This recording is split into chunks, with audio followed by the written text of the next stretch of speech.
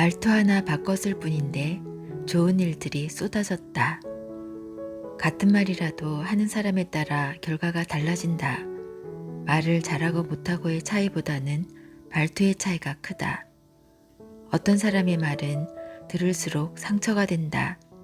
반면 어떤 사람의 말은 들을수록 빠져들게 된다. 우리는 상대방의 말투로 그 사람이 어떤 사람인지 미루어 짐작한다. 말투는 정작 자신은 잘 모르는데 타인은 잘 안다. 누구에게나 특유의 말투가 있다. 어린이도 알 수 있게 쉬운 말로 하는 사람이 있고 고사성어나 어려운 용어를 섞어 쓰는 사람도 있다. 빠르게 말하는 사람이 있고 느릿느릿 말하는 사람도 있다. 다정하게 말하는 사람이 있고 불량스럽게 말하는 사람도 있다. 요점만 말하는 사람이 있는가 하면 한 번 시작하면 10분 이상 떠들어야 하는 사람도 있다. 싫은 것을 분명히 말하는 사람이 있고 말끝을 흐리는 사람도 있다. 논리적으로 말하는 사람이 있고 이 얘기 저 얘기 왔다 갔다 하다가 제자리로 돌아오는 사람도 있다. 말투는 상대방에 대한 배려를 고스란히 담고 있다. 나 중심으로 말하는 사람의 말투는 다소 거칠고 차갑다. 하지만 상대를 중심으로 말하는 사람의 말투는 부드럽고 따뜻하다. 내 말이 전달되었을 때 상대의 기분을 고려하기 때문이다. 내 의견을 잘 전달하고 싶다면, 내 의도대로 상황을 잘 이끌고 싶다면 말투를 먼저 점검해보자. 다음 부부의 대화를 비교해보자.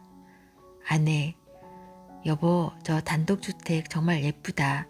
우리도 저런 집 살래? 남편, 근데 당신 돈 있어? 쓸데없는 소리 말고 일단 돈부터 많이 벌어. 아내, 여보, 저 단독주택 정말 예쁘다. 우리도 저런 집 살래?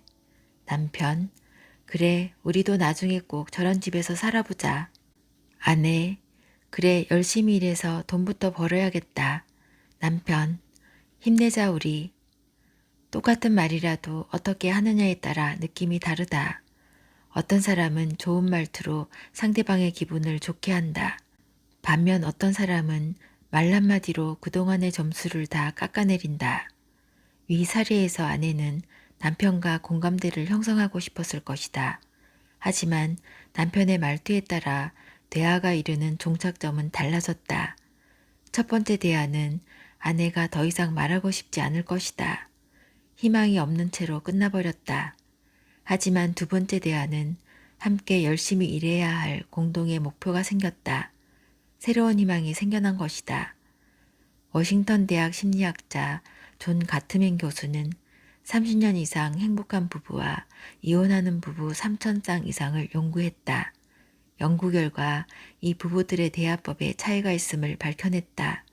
행복한 부부는 부정적인 말을 한 번 했다면 이를 덮을 수 있는 긍정의 말을 5번 이상 했다. 반면 이혼한 부부는 서로를 향한 부정적인 말의 비율이 압도적으로 높았다. 행복한 부부에게서 나타나는 긍정의 말은 요청, 인정, 호감, 존중 표현, 먼저 말 걸기와 같은 것들이었다. 그리고 부정적인 말은 비난, 부정, 경멸, 무시하기, 끝까지 말 안 하기와 같은 것들이었다. 즉, 이들 부부 간 중요한 차이는 대화의 내용보다 그들이 주고받는 대화의 긍정성, 말투에 있었다. 말투는 화자의 성격에서 비롯된다고 생각하는 사람들이 많다. 그래서 말투를 지적하면 내 성격이 그런 걸 어쩌라고, 지금껏 이렇게 살아왔는데 어떻게 고치냐 라며 반발한다. 하지만 말투는 화자의 성격이 아니다. 말투는 화자의 습관이다. 습관은 노력으로 고쳐질 수 있다. 말투 하나로 눈앞에서 10억이 움직일 수 있는 상황이라면 그깟 말투 하나 예쁘게 하는 게 힘든 일은 아닐 것이다. 내 말이 상대방에게 어떻게 들릴지를 생각하면 쉽다. 말로 천냥빚을 갚는가 하면 새치효로 사람을 죽인다. 말은 어떻게 전달되느냐에 따라 전혀 다른 결과를 가져올 수 있다. 말은 그 내용보다 말투에 의해 결과가 좌우되는 경우가 많다. 그러니 예쁘게 말하도록 노력하자. 집을 매수하려는 A의 사례다. A는 몇몇 집을 돌아보며 꼼꼼히 비교하는 중이었다. 그러던 중 첫눈에 마음을 확 뺏긴 집이 있었다. 집 관리를 잘 해놓아서 수리할 것도 별로 없어 보였고 집 근처 인프라도 잘 구성되어 있었다. 단 한 가지 주저하게 되는 점이 있다면 시세보다 2천만 원 비싼 가격이었다. A는 매매 가격을 협상해 줄 수 있는지 매도인의 의향을 물었다. 그러자 매도인은 대답했다. 살다 보면 주변 시세보다 2천만 원이 비싼 이유를 알게 되실 거예요. 몇몇 집을 이미 비교해 보셔서 아시겠지만 위치나 집 상태가 좋아서 2천만 원 이상의 값을 해요. 무엇보다 이 집은 복이 많은 집이에요. 저는 이 집에 이사 와서 사업이 번창하기 시작했어요. 그리고 그렇게 안 생기던 아이도 가졌답니다. 아마 사장님도 이 집에서 돈 많이 버시고 좋은 일이 많이 생기실 거예요. 주저하던 A는 마음이 사르르 녹는 듯 했다. 그리고 기분 좋게 그 집을 매수했다. 매도인은 예쁜 말로 2천만 원을 벌었고 매수인은 기분 좋게 2천만 원을 기꺼이 지불했다. 같은 말이라도 어떤 방식으로 말하느냐에 따라 듣는 사람의 기분은 달라진다. 그래서 때로는 말투 하나 바꿨을 뿐인데 정해진 결과가 바뀌기도 한다. 욕을 퍼부을 마음으로 전화를 건 민원인의 마음을 돌릴 수도 있고 어느 정도 결론을 내린 클라이언트의 결정을 내 의도대로 흔들 수도 있다. 평소에 영업을 잘하는 사람 혹은 말을 잘하는 사람을 떠올려 보자. 그 사람의 말투가 어떠한가? 자기가 하고 싶은 말을 편한 대로 내뱉는 사람인가? 그렇지 않을 것이다. 상대의 마음을 흔드는 사람들의 말투는 들을수록 기분 좋다. 그들은 본인이 하고 싶은 말을 다 하는 것 같은데도 기분 나쁘지 않다. 예쁘게 말하고 싶고 말투를 바꾸고 싶은데 방법을 모른다면 다음의 사항들을 염두에 두고 말해보자. 1. 상대의 말끝을 자르지 않는다. 2. 대화의 결론을 단정짓지 않는다. 3. 상대를 평가하기보다는 인정한다. 4. 같은 표현이라면 조금 더 예쁜 표현을 사용한다. 5. 화난 상태에서는 최대한 말을 줄인다. 6. 내 생각이 옳다는 아집을 버린다. 7. 비난, 야유와 같은 부정적인 리액션은 하지 않는다. 8. 상대를 이해하고 응원하는 표현을 많이 한다. 이 모든 사항의 공통점은 마음의 중심이 상대에게 있다는 점이다. 마음의 중심이 나에게 있는 사람은 상대가 보이지 않는다. 그래서 내 말투가 상대에게 상처 주고 있다는 사실을 깨닫지 못한다. 상대를 마음의 중심에 둘 때, 상대를 배려하는 마음가짐이 있을 때 자연스럽게 예쁜 말투가 나온다. 할 말은 하되 상대가 기분 나쁘지 않게 말하는 사람들을 본 적이 있을 것이다. 그 사람들의 말투를 상기해보자. 화내지 않고 조곤조곤 말한다. 그리고 상대를 배려한 단어를 사용한다. 말투는 사용하는 단어에 따라서도 달라진다. 예쁜 단어를 사용하는 사람의 말투가 거칠 수 없다. 말이 예뻐지기 시작하는 마음의 관계 맺기. 의사소통, 즉 커뮤니케이션은 가지고 있는 생각이나 뜻이 서로 통하는 것을 의미한다. 여기서 마음을 소통하는 일이란 관계 맺기다. 대체로 말을 잘하는 사람들은 관계를 잘 맺는다. 그들은 관계 맺음을 통해 타인의 감정과 상황을 이해하고 그에 알맞은 대화를 이어간다. 마음의 관계 맺음 없이 말만 번지르르 한 사람은 오래 지나지 않아 티가 나고 들킨다. 소통 능력은 언어 능력을 갖춘 개인이 구사할 수 있는 보다 상위 개념의 기능이다. 보통 소통 능력이 좋은 사람은 언어 능력도 함께 좋다. 하지만 언어 능력이 좋다고 하여 반드시 소통 능력이 함께 좋은 건 아니다. 오히려 소통 능력 없이 언어 능력만 좋아 말로 상처를 주는 일이 주위에 흔하다. 최근에는 기업에서 의사소통 능력을 인재의 핵심 역량으로 꼽는다. 기업은 소통을 통해 구성원 간의 갈등 요소를 줄이고 그들 사이에 공감을 높이려고 노력한다. 소통과 공감을 통해 팀워크를 높이는 것이 생산성 향상과 깊은 관계가 있음이 밝혀지고 있기 때문이다. 소통의 중심인 관계 맺기는 어떻게 가능할까? 관계 맺기를 위해서는 먼저 마음을 연결해야 한다. 마음을 연결하고 나면 대화의 결이 달라진다. 상대가 내 마음을 이해하고 있다는 생각이 들면 상대의 생각이 나와 다르다고 할지라도 한결 넓은 마음으로 수용하게 된다. 대화에는 세 가지 스타일이 있다. 1. 자기 이야기만 한다. 2. 상대의 이야기를 듣고 자기 이야기만 한다. 3. 상대방의 이야기를 듣고 상대와 이야기한다. 가장 최악의 대화법은 1이고 우리가 추구해야 하는 대화법은 3이다. 3의 대화법을 하려면 사람의 마음을 움직이고 따뜻하게 하는 진심이 필요하다. 그러기 위해서는 잘 들어야 하고 잘 느껴야 한다. 말만 통하는 게 아니라 마음이 통해야 한다. 그래야 비로소 깊은 대화가 가능하다. 삶의 정답이 있을 수 있을까? 옳다고 생각하는 내 기준도 다른 사람의 시각에서는 그럴 수 있다. 그러니 먼저 나의 마음을 열고 그들의 상황과 기분을 이해하려고 노력하자. 마음의 관계맺음 없이 말만 번지르르한 달변가가 아닌 마음으로 소통하는 사람이 되길 바란다. 그러면 대화 때문에 고민할 필요가 없다. 뜻밖의 선물, 말문을 열게 하는 예쁜 질문. 영국 빅토리아 여왕 시대의 정치가인 베냐민 디즈레일리는 문학적 재주도 뛰어나 많은 소설을 썼다. 또 여러 계층의 여성들에게서 인기가 높았다고 한다.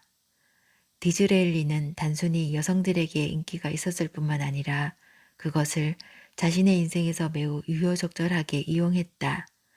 디즈레일리가 정치가가 될 수 있었던 것은 상류계급 미망인의 후원이 있었기 때문이다.